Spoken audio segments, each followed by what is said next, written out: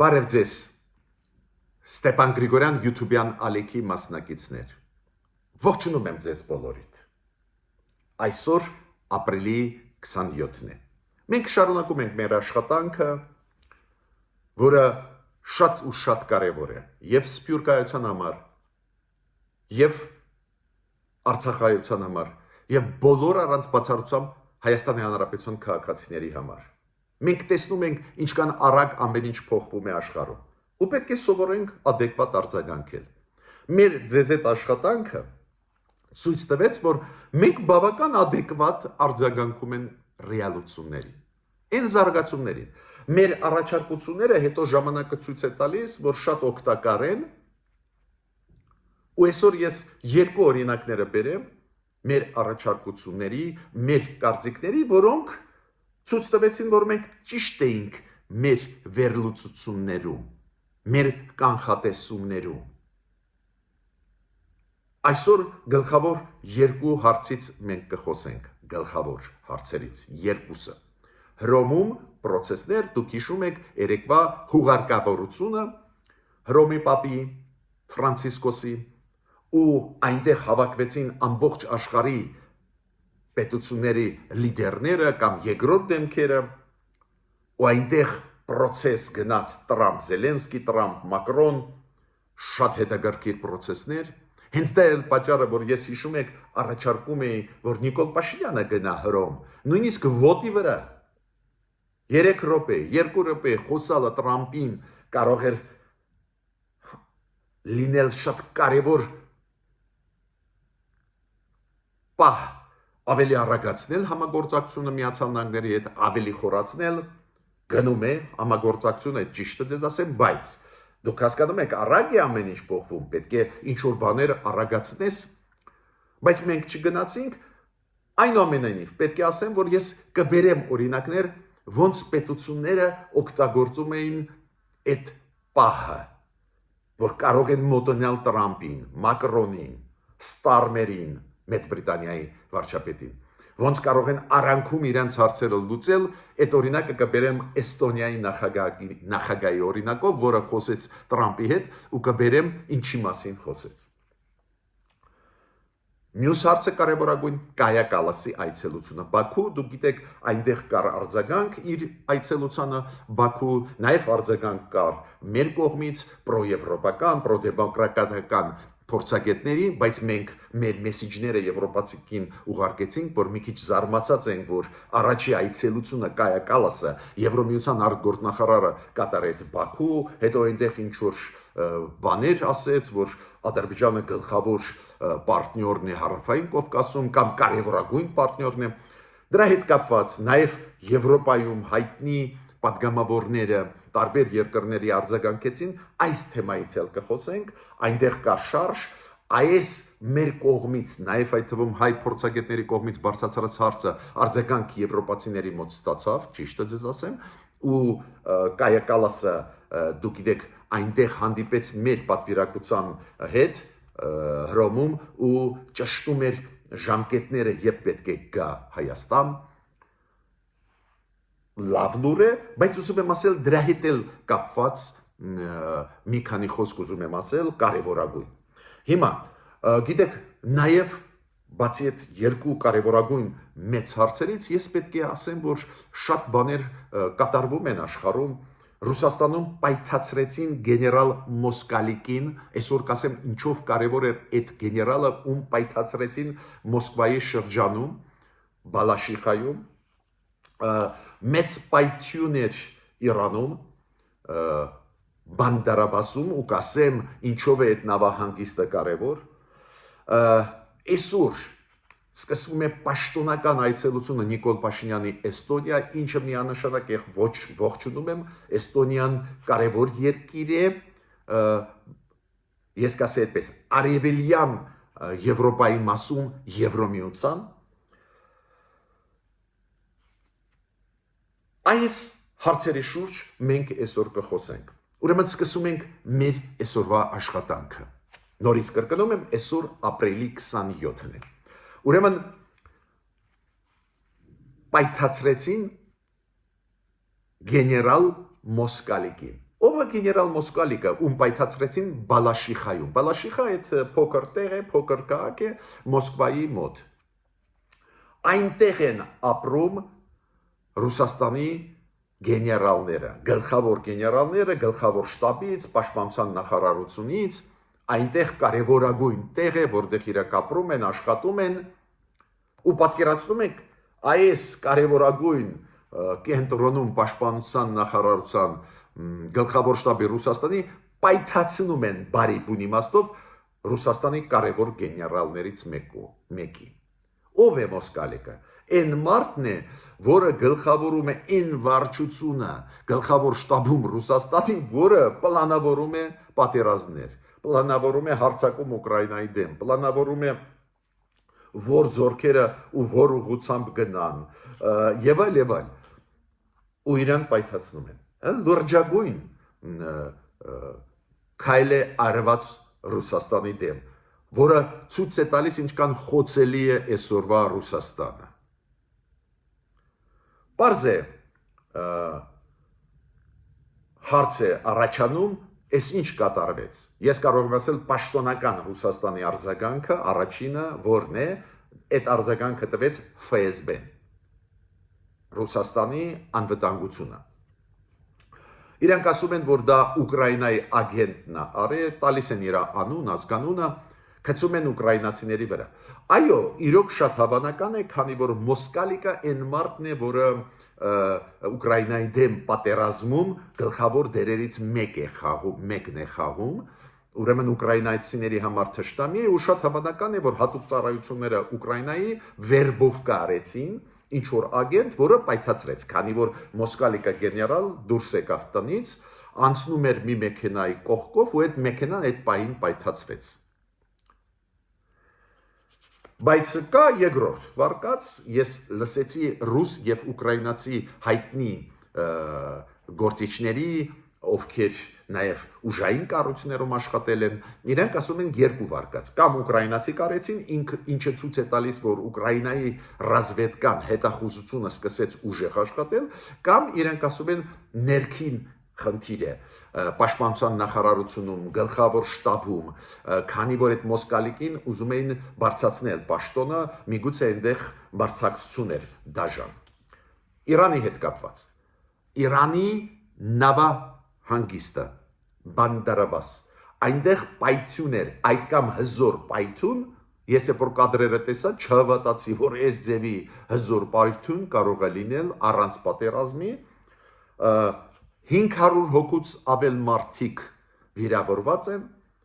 ու այսօրվա տվյալներով ցավով պետք է ասեմ, որ 18 զոհ կա այս պահին։ Ոչ մի բան չպետք է բացատրեմ ինչու, քանի որ Բանդարաբաս նավահանգիստը կարևորագույն նավահանգիստ է, դա նավահանգիստ միայն չի, հիշում եք ծրագրեր, Իրան, Հնդկաստան, ծովերով, օվկիանոսներով, բեռներ տեղափոխել Հնդկաստանից Իրան, Իրանով ցամաքով օրինակ այդ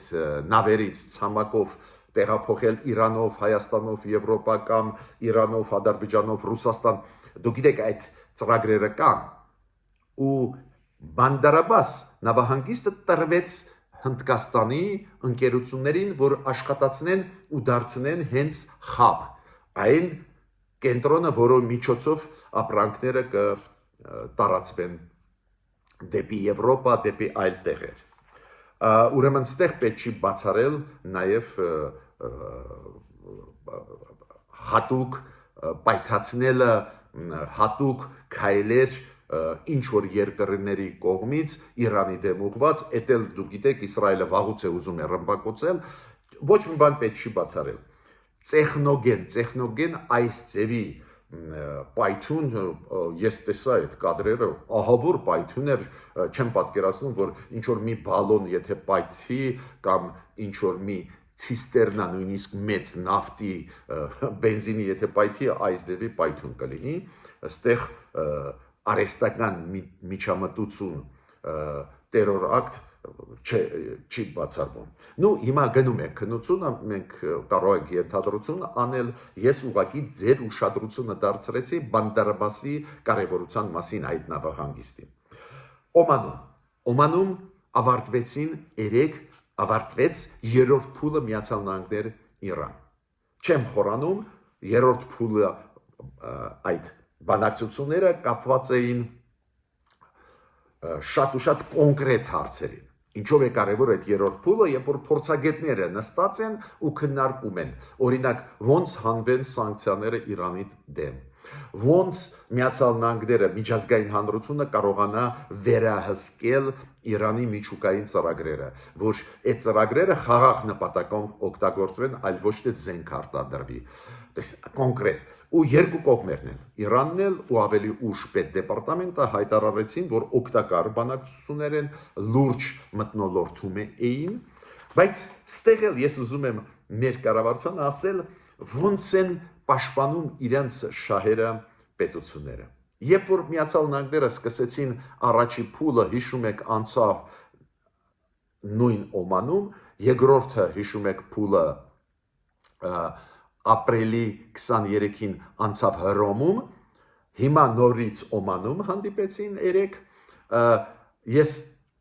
հիշում եք ասում էի, որ Միացյալ Նահանգները գնում են մեկ նպատակով, Իրանը պետք է հրաժարվի միջուկային զենքից, ավելին, հարստացված ուրանը Իրանը պետք է դուրս բերել Իրանից։ Իրանը կարողացավ ներգրավել բանակցային process-ի մեջ Միացյալ Նահանգներին ու տեղափոխել այլ հարցերի։ Այո, Իրանը ասում է, մենք դե համաձայն ենք միջուկային զենքից հրաժարվում ենք։ Հիմա հավատալ թե չէ, այդ ուրիշ հարց է, բայց Իրանը իրենց ասում է մենք հրաժարվում, բայց մենք հարստացված ուրանից չենք ուզում ազատվել։ Քանի որ մենք պետք է միշտ տակ պայենք իրավիճակը, որ վաղը եթե մեզ սկսեն ռմբակոծել Իսրայելի կողմից, որ մենք կարողանանք ստեղծել միջուկային զենք։ Մենք հրաժարվում ենք, իրանք ասում են, բայց մենք ամեն ինչի չենք հրաժարվում։ Պոտենցիալ վտանգ կա, չէ՞։ Մյուսը իրանք ասում են սանկցիան պետք է հանենք։ Ինչի մենք ծրագրերից հրաժարվենք, դուք սանկցիան թողեք, այդ նույնը մենք պետք է ասենք։ Այս ոնց Ադրբեջանը պահանջում էր, որ Լեռնային Ղարաբաղը պետք է Իրանը լինի, դրա պատճառով ասում էր, որ մենք բոյկոտում ենք Հայաստանը, սահմանները փակ ենք պահում, ճնշում ենք։ Կարծես թե իրանց ուզածով լուծվեց Ղարաբաղի հարցը։ Ինչի՞ հիմա չեն փոխում քաղաքականություն։ Այստեղ պետք է սովորենք, ոնց պետությունները պաշտպանում են իրենց շահերը։ Հիմա միջև անցնելը գլխավոր հարցերին այսօրվա Հռոմում ընթացող process-ները երեկվա եւ կայակալսի քայլը դեպի Հայաստան դրական, ես պետք է ասեմ, որ շատ շնորհակալ եմ ձեզ, որ շատ ակտիվ եք չաթում, շատ ակտիվ եք, բաժանորդագրում եք, կիսում եք, լայքում եք, անչափ կարևոր աշխատանք է մեզ բոլորիս համար, նաև շնորհակալ եմ մարդկանց, ովքեր մեզ բարբերաբար աջակցում են, Արաքս Դեր Հովանեսյանը, Կրիստինա Կալիֆոռնիայից, Եվգենիա Չակարյանը, Վիկտորիա Մարտիրոսյանը, Վարուժան Դերոնյանը, Մարիամ Վանեցյանը, Մարիան Դևինե, Մահերը, բոլորիդ շատ շնորհակալ եմ, շարունակում ենք այսօրվա մեր աշխատանքը։ Ուրեմն Զելենսկին Հռոմում։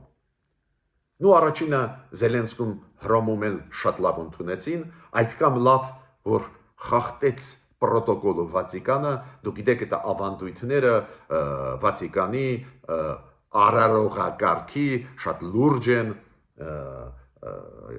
ու խախտել արարողակարգը դա գրեթե անհնար է, բայց հենց Վատիկանը հաղթեց արարողակարգը, Զելենսկուն նստացրեցին կնոջ հետ առաջի շարքերում, Դոնալդ Տրամպի հետ, Մակրոնի հետ միասին։ Երբ որ մտավ Զելենսկին այդ հատված, որտեղ որ պաշտոնյաները ամբողջ աշխարհից նստած էին, ամբողջ ժողովուրդը ծափ տվեց պարոն Զելենսկուն, նաև կարդինալները, դա ձեզ ասեմ։ Կարողանում է Զելենսկին աշխարհին հասցնել, որ իրանք պայքարում են ագրեսորի դեմ, կարողանում են։ Պարզ է Տրամպը Զելենսկու հետ հանդիպեցին, խոսացին, գիտեք, մեծ մասը հանդիպումների, որոնց մասին ես կասեմ, ոտի վրա էին, միայն Զելենսկի Տրամփ այդ հանդիպումը հիշում եք այդ կադրերը իրանք աթոռների նստած էին Զելենսկին շատ բարձր է գնահատեց այդ հանդիպումը ասաց որ եթե մի մասը նույնիսկ այդ պայմանավորվածության եկած Տրամփի հետ իրականացվի այս հանդիպումը կլինի պատմական Զելենսկի ասաց որ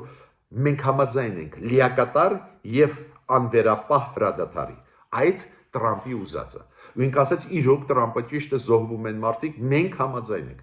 առանց նախապայմանների պետք է ասեմ որ Սպիտակ տունն էլ մի քիչ ավելի ուշ Զելենսկու գրառումից էքսում մի քիչ ավելի ուշ նաև այդ հանդիպումը Զելենսկի Տրամփ բարձր դրական որակեց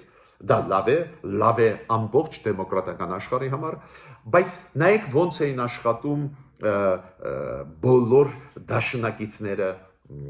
Ուկրաինայի ուրեմն երբ որ Ուրսուլա ֆոն դեր Լայենը ոտի վրա հանդիպեց Տրամփի հետ առաջի հերթին խոսեց Ուկրաինայի մասին Ուրսուլա ֆոն դեր Լայենը գրառում արեց որ առաջինը ինչ խոսացի Ուկրաինայի մասին որ Եվրոմիությունը կշարունակի աջակցել Եվրոմիությունը ամեն ինչ կանի որ խաղաղություն լինի ու միշտ կաջակցի Ուկրաինային ու այդ ամեն ինչը արվում էր հուղարկավորության ժամանակ Հռոմի Պապի Պարզ է բոլորը եկան հարգանքի տուրք մատուցել Հռոմի Պապի այդ հուղարկավորության իրան այդ process-ին պարզ է դա բայց զուգահեռ հասցնում էին իրենց գլխավոր հարցերի հետ կապված կարճ դիպուկ բայց մեսեջներ ուղարկել Ուրսուլա ֆոն դեր Լայենը պայմանավորվեց Տրամփի հետ հանդիպման մասին բայց գլխավորը որ ինքը հասցրեց Տրամփին որ իրանք կողքը կանգնած են Եվրոմիության հետ չեն կանգնի ինքը ասեց Եվրոմիությունը միջև վերջ կաջակցի Զելենսկին եղավ հանդիպում Տրամփ-Մակրոն որտեղ Մակրոնը խոսում են միայն Ուկրաինայի մասին եղավ Քարյակի հանդիպում ոտի վրա Տրամփ Զելենսկի Ստարմեն Մակրոն նորից իրանք խոսում էին ու պաշտպանում էին Տրամփի մոտ պաշտպանում էին Զելենսկուն եւ Ուկրաինան օրինակ նախագահ Մակրոնը այդ հանդիպումից հետո Տրամփի հետ եւ հետո երյակնել հանդիպեց Մակրոն Տրամփ Զելենսկին հետո Քարյակը միացավ իրանց Ստարմերը վարչապետը Մեծ Բրիտանիա բայց երբ որ երյակը խոսեց Մակրոնը ասեց եւ ես Տրամփի արչեւ բարձրացրեցի հարցը որ այս coalition of willing կամավորների կոալիցիան աջակցում է Ուկրաինային ու ասեց Տրամփը մենք ձեզ հետ միասին ուզում ենք այդ բոլոր քայլերը անել ու ինչ ասեց Մակրոնը շատ կարևոր է Զելենսկու դիրքորոշումը Զելենսկին առանց նախապայմանների պատրաստ է դադարեցնել պատերազմական գործողությունները ասեմ ձեզ Պուտինը հասկացավ լրջությունը պահի Պուտինը հասկացավ որ Փաստորեն ինքը ինչ ասում էր ապրիլի 25-ին, երբ որ Ուիտկոֆի հետ Դոնալդ Տրամփի հատուկ բանագնացի հետ խոսում էր ու այնտեղ շատ բաներ լցրեց Ուիտկոֆի գլուխը, որ այդ աշխատանքը զրոյացավ, քանի որ Զելենսկին անմիջականորեն հանդիպեց Տրամփի հետ։ Զելենսկու կողմնակիցները Մակրոնը, Ստարմերը, Ուրսուլա ֆոն դեր Լայենը, Էստոնիայի նախագահ, Ֆինլանդիայի նախագահ, ով մոտենում էին, ասում էին Ուկրաինային դու պետք է Տրամփ աջակցես։ Պուտինը հասկացավ լրջությունը։ Դա է պատճառը, որ Պուտինը Պեսկովի շուրթերով մեսեջ ուղարկեց Տրամփին, որ առանց նախապայմանների պատրաստ եմ պատերազմը դադարեցնել։ Կանգնացնել։ Դա հակասում է նրան, ինչ ասում էր Պուտինը Ուիտկոֆին ուղղակի 2 օր առաջ ապրիլի 25-ին։ Դա հակասում է, քանի որ այնտեղ Պուտինը դրեց հարցեր, որ Ուկրաինան չպետք է բանակ մեծ ունենա, Ուկրաինան չպետք է մտնի ՆԱՏՕ եւ Եվրոմիություն, Ուկրաինայի տարածք չպետք է մտնեն եվրոպական երկրների խաղաղապանները։ Ես հիմա չեմ շարունակում այդ ցանկը Ուկրաինան պետք է ճանաչի Ղրիմը որպես անբաժանելի մաս Ռուսաստանի եւ այլ։ Այդ ցանկը չեմ շարունակի։ Այդ ինչ փոխվեց։ Ահա, ինքը հասկացավ, որ Հռոմում Տրամփի հետ շատերը կխոսեն իօքուտ Ուկրաինայի ու Տրամփի կարծիքը այո կփոխվի։ Մի օրինակ դες բերեն ոնց են պետությունները փոքր, շատ փոքր, Հայաստանից ավելի փոքր, ոնց են պաշտպանում իրենց շահերը։ Ուրեմն Տրամպը բավական մոտ էր նստած Էստոնիայի արարողակարգով էր դա։ Էստոնիայի նախագահի հետ բավական մոտ էր նստած։ Ու Էստոնիայի նախագահան գրառում արեց այդ հանդիպումից հետո, քանի որ միասին նստած են, Էստոնիայի նախագահան հասցրեց Տրամպի ուղեղը լցնել իր գաղափարներով։ Առաջինը Էստոնիայի նախագահան գրառումում X-ում գրեց, որ այդ 5 րոպեվա խոսալը բերեց նրան, որ մենք պայմանավորվեցինք Տրամպի հետ, որ այցելություններ լինեն։ Տրամպը գա Էստոնիա, Էստոնիայի նախագահին Տրամպը հրավիրեց Վաշինգտոն։ Պատկերացնում եք այս փոքր երկիրը, հա, հետաքրքիր երկիր է, բոլորս գիտենք, բայց փոքր երկիր,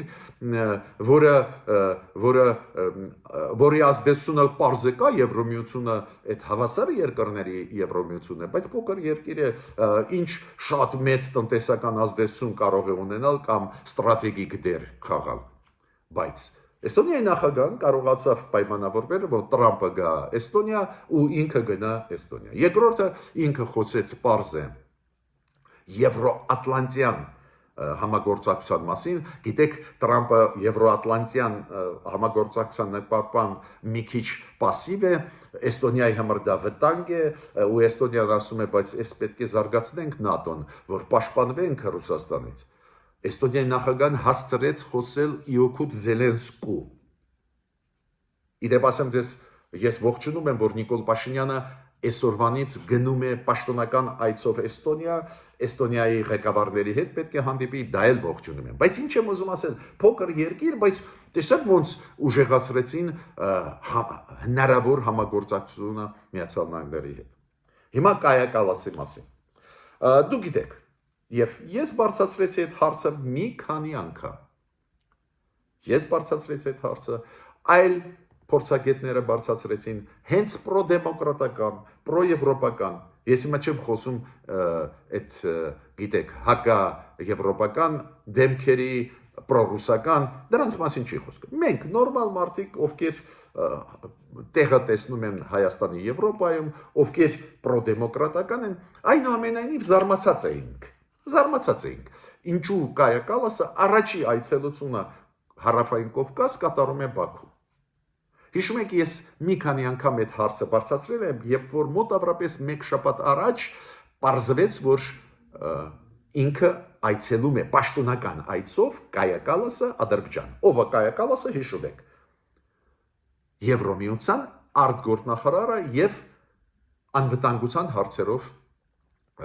կոմիսարը։ Ու պարզը կարևորագույն դեմքն է, նախկինում դա Ժոզեփ Բորելն էր,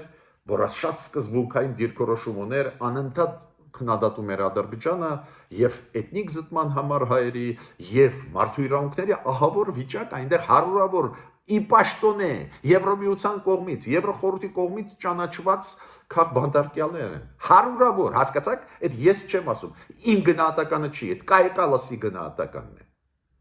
Ու գնաց ինքը առաջին այնտեղ, որ գնաց Ադրբեջան, ստեղ վիճել չես կարող, ինչ անենք, Եվրոպան էլ ստիպված է հիմա աշխատել այլ երկրների հետ, քանի որ քաղաքականությունը Միացյալ Նահանգների փոխվեց, Եվրոպան մի քիչ ավելի լայն սկսեց աշխատել, Ադրբեջանի հետ էլ այտենց միջև այտել աշխատում են գազի ոլորտում։ Իմ հարցը մենակ մեկ էր, ինչի առաջի այցելությունը Ադրբեջանն է։ Ու նորմալ է դա, երբ որ պրոդեմոկրատական մարդիկ, ինպես փորձագետներ, այդ հարցը մենք դնում ենք եվրոպացիների առջև այս վերջի մի շաբաթ, ու արձագանք դա տվեց։ Դա իօքուտ Եվրոպայի է խոսում։ Արձագանք նաև տվեց, որ Կայա Կալասի այցելության հետ կապված հանդես եկան ելույթներով տարբեր եվրոպական երկրների падգամավորներ։ Օրինակ, Ֆրանսիայի падգամավոր Կոնստանս Լեգրինը կամ Հունաստանի падգամավոր Էմանուել Ֆրագկուլիսը։ Դες իրանք ասեցին, այդ ինչ մեսեջ է, որ առաջինը գնում ենք Ադրբեջան։ Հա, իրանք ասում են, մենք հասկանում ենք, որ կան ծրագրեր Ադրբեջանի հետ, գազի հետ կապված, բայց Հարավային Կովկասում կա Հայաստան, որտեղ որ ժողովրդավարությունն է, որտեղ որ իրոք լուրջ process-ներ են, ռեֆորմներ են գնում։ Մեր հայտնի սիրելի Եվրոպարլամենտի անդամ Տիկին Լուազոն հանդես եկավ։ Ես ուրախացած էի, որ արձագանքեցին եվրոպացիք, Կայա Կալասը մոտիկացավ Հռոմում Հայաստանի պատվիրակությանը ղեկավարին, դուք գիտեք, մենք այնտեղ ներկայացված ենք Հայաստանի նախագահով, այո, Հայաստանի նախագահան հանրապետության ինքը լիազորություն մեծ չունի, բայց Հայաստանը պարզ է Հռոմի Պապի Ֆրանցիսկոսի հուղարկավորությանը մասնակցել, այդ պարզ է, ճիշտ է դա, ես պնդում եմ այսօր էլ Փաշինյան Նիկոլ Փաշինյանի մակարդակով, դա վարչապետի մակարդակով պետք է լիներ, բայց պաշտոնական պատվիրակություն կան։ Ու Կայա Կալասը հանդիպել է մեր պատվիրակության հետ ու քննարկել է այդ ժամկետները եւ պետք է ինքը գա Հայաստան։ Եվրոպացիք նաև ինձ ասել են Երևանում, որ այցելությունը Հայաստանի հետ մի քիչ հետաձգվեց, քանի որ տեխնիկական խնդիրներ են, չկարողացան համաձայնեցնել ժամկետները այցելության, համաձայնեցնել հայկական կողմի հետ։ Բայց ցանկացած դեպքում տեսեք եվրոպացիք ոնց արձագանքեցին։ Մենք բարձրացրեցինք հարցերը, իրանք արձագանքեցին։ Այդպես պետք է պաշտպանել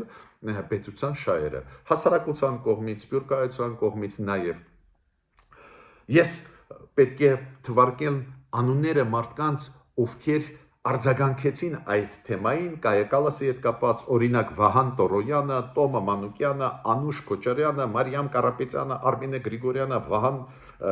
կներեք, Օգանես Մեկինյանը, Աշոտ Մելիքյանը, Նաիրան, տարբեր մարդիկ տարբեր կոնտեքստներով շոշափեցին այդ բանը, որ Կայա Կալասը եղավ Բաքվում, Ադրբեջանում տարբեր կոնտեքստներով, բայց մի քանիսը Օվանես Մակինյանը, Աշոտ Մելիքյանը եւ Նաիրան, գիտեք ինչ կոնտեքստով նայեցին։ Կարող է իրանք ասում են, որ Նիկոլ Փաշինյանը գնում է Մոսկվա մայիսի 9-ին, դա դժգոհություն առաջացրեց Կայա Կալասի մոտ ու եվրոպացիների մոտ ու հիշում եք Կայա Կալասը հայտարարությունով հանդես եկավ, որ պետությունները, ովքեր պետությունները թեկնածու Եվրոմիություն, իրենց ղեկավարները չպետք է գնան Մոսկվա։ Ցանկացած դեպքում այդ գործոնը կասկած ես չունեմ ուներ ազդեցություն, բայց ինձ համար այնուամենայնիվ դրական է, որ Կայա Կալասը լսեց ձայներ Հայաստանից, լսեց ձայներ եվրոպական քաղաքական գործիչներից ու հիմա ճշտում է իր ժամկետը գալու Հայաստան։ Ես ավարտեցի իմ այսօրվա ելույթը, խնդրում եմ բաժանորդագրվել, կիսվել, լայքել։